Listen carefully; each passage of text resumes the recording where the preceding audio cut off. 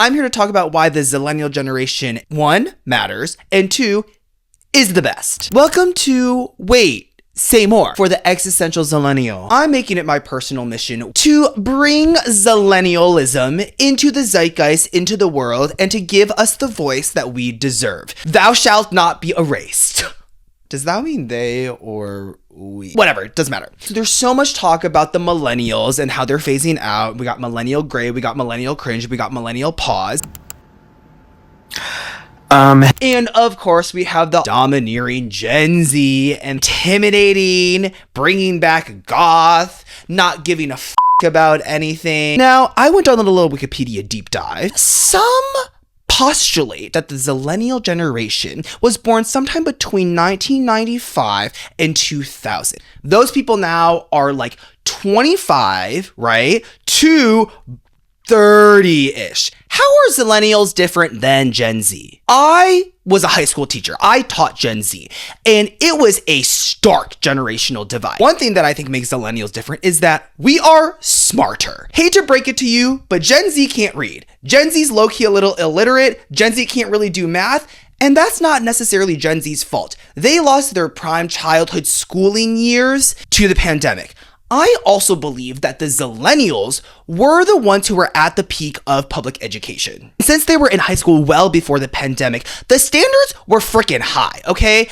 I remember how competitive my school was, and now when I talk to teachers, including teachers that I worked with, the standard at schools is so much lower. I hear stories about people going to college. They don't know how to write an essay because they just use ChatGPT the whole time. Meanwhile, we didn't have those tools. We did not have the privilege of being able to completely check out. We had to read, not just a book, we had to read books, okay? I'm talking to teachers from my high school who are saying, we're getting pushback for making students read. We're not reading books anymore. We're reading excerpts of books.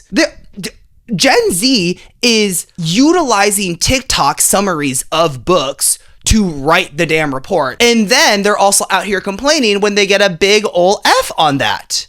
Even though this whole job market seems super unpredictable and super shitty, my belief is that Zillennials, we're gonna be safe. Why? We got more skills and we're probably gonna take their entry-level jobs. Which brings me to my next hypothesis. We have more respect. We are at the bookend of being told that we need to always respect our elders. I would also go insofar as to say that we are the last group of people who had their ultimate influencer be their parents. Because now I think that the dominant force in households are the phones. When you think about who a Gen Z person or a kid has a relationship with, their phones. Mr. Beast. Other YouTubers who penetrated the ceilings and the roofs of people's houses. Like, that to me is incredibly scary. Having the awareness of what life is like without smartphones at least allows me to know that if all that goes away, I will still be okay. I cannot imagine my childhood if it wasn't for those like little shutterflies or those mini little things that you put on your backpacks that you press the 1 button, it calls your mom, you press the 2 button, it calls your dad. And that's what we had. And I remember thinking that was so cool. And I would be so lucky to be someone who had a little shutterfly. I'm pretty sure that's not what it's called. What is it called? Okay, sick. I can't find it.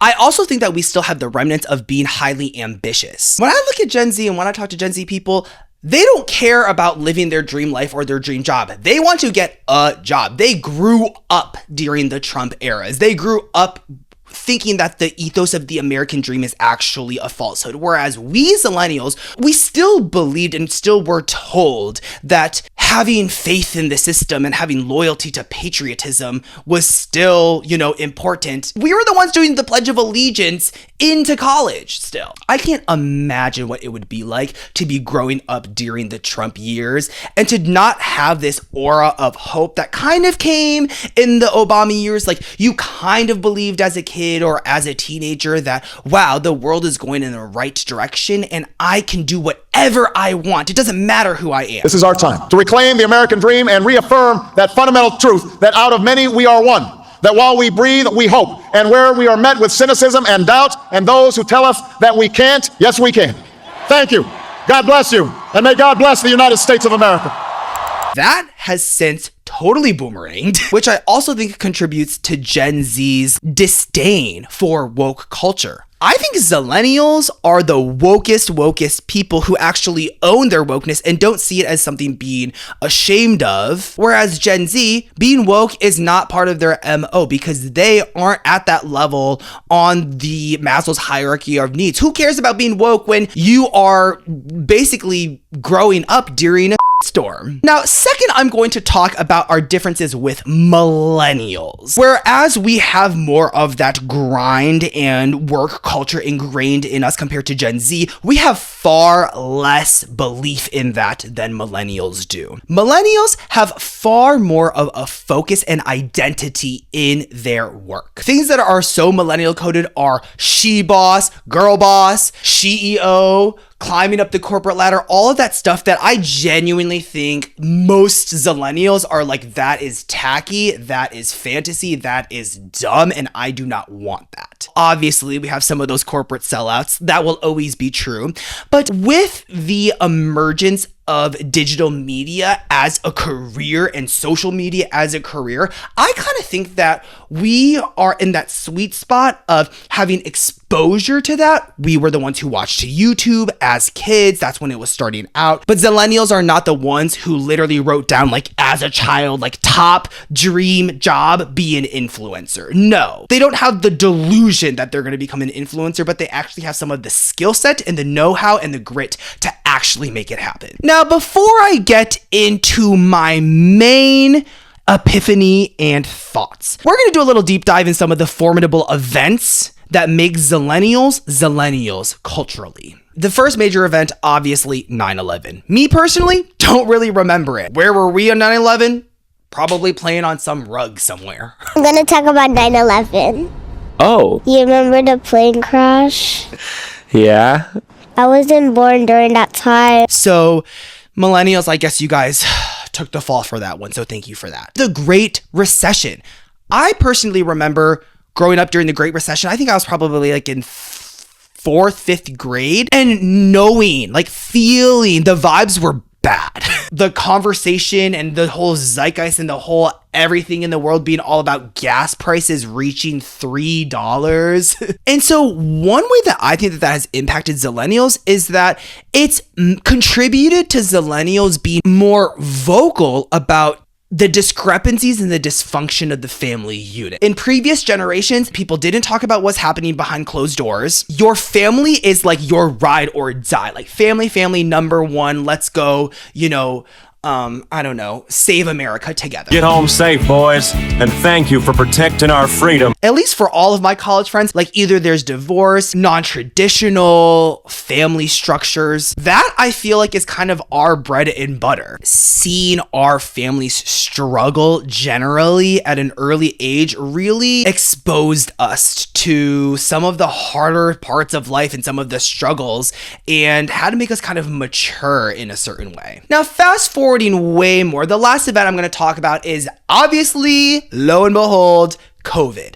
COVID impacted us in a different way that it impacted Gen Z. We were on the precipice of adulthood. We were literally all en route to, oh my God, like this is gonna be life after college. We're gonna be full on adults, and boom, shut down. We literally had to revert back to childhood, go into our literal childhood homes and have that kind of next chapter be put away, which I think has contributed to a few things. One, our growth is kind of stunted. Now, not in the way that it's stunting Gen Z's growth, where they don't even know how to like say hi, hello, introduce themselves to people. They don't know how to interact with people because they weren't in school. We were actually forced to like reckon with mental health. We were open and we were honest about the fact that we were anxious, we were depressed, we were lost. Whereas millennials who were older, like some of them got to like kind of keep their jobs. Really their lives changed in that their work became remote.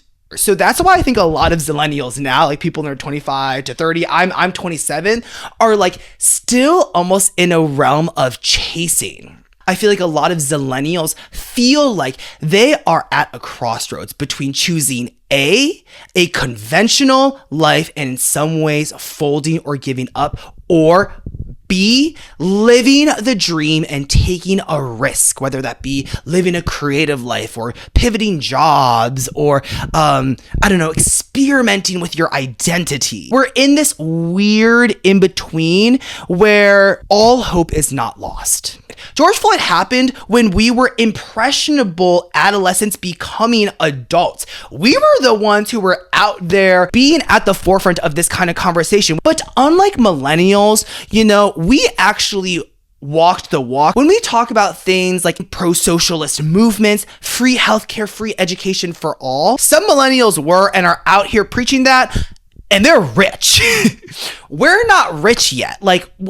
Again, some of us are. Unless you're, a Nepo baby or you have an actual legit job, which a lot of us don't, okay? You're probably not rich yet. So we're at that age where it's like these practices, these things that we're advocating for on a macro conceptual level are the things that we need on a day-to-day interpersonal level. We're the ones who have to now fight the fight. And I don't think millennials are going to be out here, saving the world. I think it's up to Zillenials and Gen Z who are the ones who really, really feel like something like climate change, for example, is going to be the death of us. Ultimately, my main belief is that what makes Zillenials special is that we still chase and have a yearning for authenticity. Again, when I was on my little Wikipedia rabbit hole. Abercrombie & Fitch, LOL, rebranded between 2020 and 2022 to capitalize around what they perceive to be a micro-generation's ethos, fulfillment, and self-actualization. T. That is me to my core. That is what I want more than anything, to the extent that I didn't know that wasn't the ethos of other generations. I want self-actualization and fulfillment so bad. We still have some of that belief that we can make it, we can still do it, and we're still young enough to believe that. We're not in our 40s, for example, where maybe our lives have really cemented a little bit more. We're still young enough to be believers and to be dreamers. And because we still crave that idea that I can make a difference in the world and be happy at the same time, that also leads us to one big issue, which is indecisiveness. Indecision is my kryptonite. And I know this, and I still fall into this trap. We're open-minded, but the flip side of that is that we are also indecisive. And the things that we're anxious about are am I making the right decisions in life? Very existential questions. Am I fulfilling my potential? I don't think Gen Z is asking those existential questions, at least not yet. And I also don't think millennials are asking those questions because their lives are figured out. For us, Zillenials, the stakes are high, both on an individual level and a societal level. With that, I think that we might be the most good-natured generation or micro-generation. I don't think we're as selfish as Gen Z, and I don't think it's just because they're younger than us. I also don't think we're as selfish as millennials, and I don't think it's because we're younger than them. We grew up during what feels like culture at its best in music, pop, movies, before everything just became algorithmic and became, for the profits, the immediate profits. We knew good content. Got hot, I got fucking electronic beats, I got the pop music with the future flow. We still have this desire and this heart and this belief, and perhaps the word is optimism, both for ourselves and for the world.